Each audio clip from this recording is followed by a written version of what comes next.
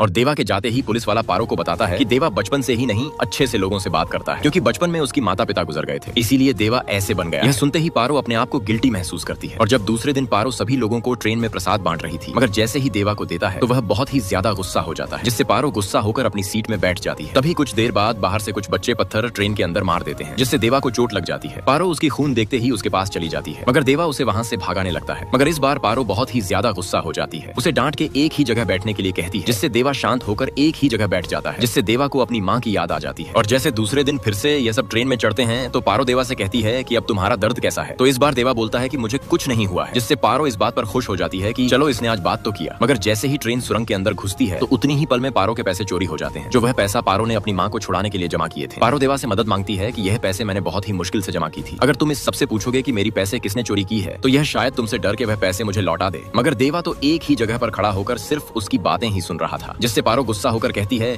कि इस दुनिया में तुम ही एक अनाथ नहीं हो, बल्कि इस दुनिया में बहुत सारे अनाथ हैं और तुम इतने पत्थर दिल इंसान कैसे हो सकते हो। यह कहकर ट्रेन से उतर जाती है। तभी देवा देखता है कि पारो उस पेंसो को लेकर बहुत ही ज्यादा रो रही थी, जिससे देवा उस चोर का पता लगा ही लेता है और उससे सारा पैसा छीन के पारो को दे देता है, जिससे पारो बहुत ही ज्यादा खुश हो जाती है और देवा को गले लगा लेती है।